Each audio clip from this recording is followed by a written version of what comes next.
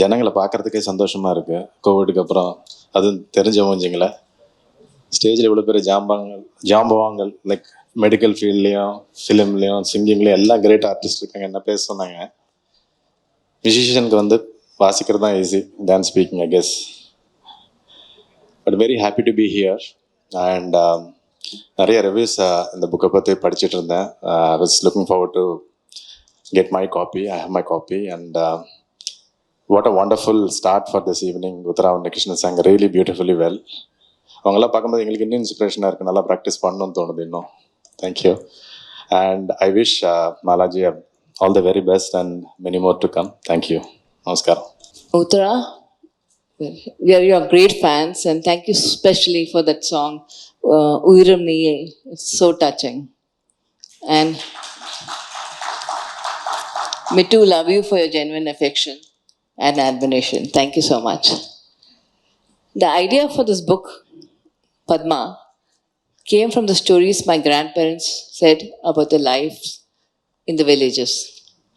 My party, who's 99 years, is a compassionate and an excellent storyteller. She told me about a woman, my ancestor, who endured endless humiliation and harassment because she couldn't conceive. And this lady was targeted by her family just for this one reason. Both my grandmother and I felt that it was unfair to blame her for something that she could not, that was beyond her control. This was my inspiration to write Padma. I want to write a story imagining the pain and isolation such women would have felt and the impact it would have had on their lives and on their family. My initial plan was to write a story about a character, Padma, and her struggles with infertility, setting the story in 1900 Kerala. I mean Kerala because we are from Kerala, we are like basically Kerala Ayers, so that's the reference. I based the character of Padma on a mixture of personalities from our family that I heard of from my grandparents. The women in those times were homebound, yet alert and resourceful. I'll share one of the anecdotes that my grandmother had told. There was this woman who was traveling, again one of my ancestors, who was traveling first time in the train without a male companion, and by mistake, her son put her on the wrong train traveling the opposite direction. This Pavam party had no money and a child to take care of. But this courageous lady managed to find help and return home safely before her son realized his blunder. And I hope some of that presence of mind trickles down to this generation. I faced a lot of challenges while writing this book. One, of course, was time. While I managed to finish the first draft by 2014, my work and other responsibilities slowed the editing process. However, it was my dream to publish the book, so I pushed myself to sit through the bleak days of the lockdown and got to the finishing mark. Another challenge was making up fictitious name for villages in Kerala.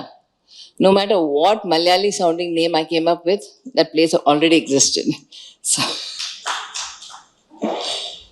the strong, loving character of Sheshadri, Padma's husband in my book, was inspired by my grandfather. He was big built, imposing, and a little terrifying when he got angry. We used to call him Bam Boom because he had a loud voice. He was also affectionate and generous. And he had his own way of showing his love for my grandmother, which would actually embarrass her and make her blush. So, as I researched for my novel, I was a bit surprised that the taboo surrounding infertility still exists globally. One of the main reasons for the stigma is that the subject is not well understood or talked about. As a result, those struggling with the issue, especially women, struggle alone. At one end of the spectrum, there are people who pass snide remarks and judge the women for her lifestyle choices, even if the problem lies with the man or with both of them. While on the other hand, there are some of us, me included, who have become so conscious of saying something wrong or saying something hurtful that we quickly change the topic when this thing comes up. But our sympathetic expressions on our face could be equally damaging. So I added another character, Naina, set in present day Mumbai, to make the story more relevant to the current times.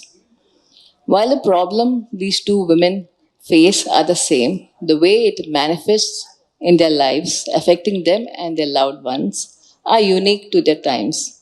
However, both are victims of patriarchy.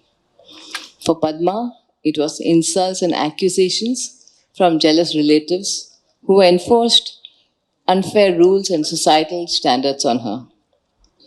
While Naina had a lot of resources on her at her disposal, a past secret seeped in misogyny threatened to be her undoing.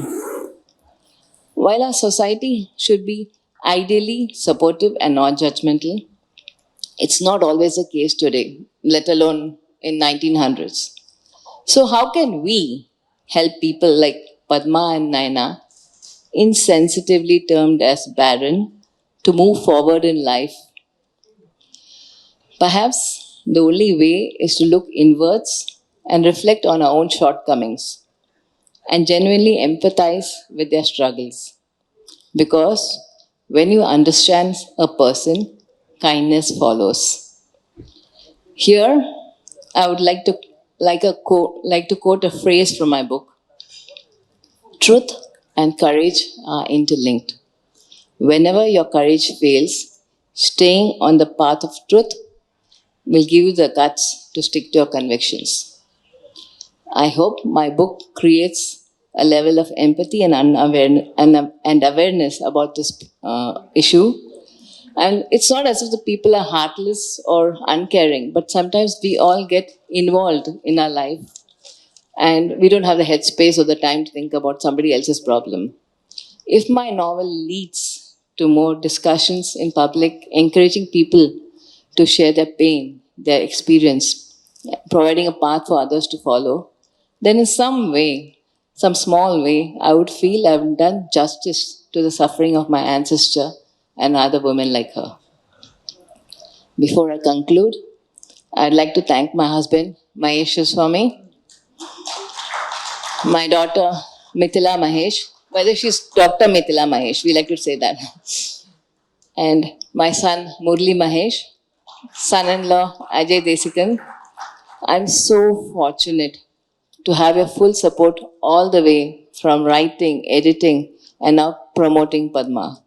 You all equally deserve the credit for bringing this story. Love you very much. I'm also thankful for P. Unnikrishnan, we call Unni, Uttara Unnikrishnan, Team Silver Tree, who worked along with Mahesh to make this Chennai launch a success. And sitting here, all here and down ahead, are a group of warm, generous people who have come here just to cheer me on. I'm so grateful for your love and friendship. Thank you all so much. Please join me in giving my friends and family a big hand. I hope you all enjoy your journey with Padma and Naina, and I look forward to hearing your thoughts. Thank you very much, and have a good evening. Thank you.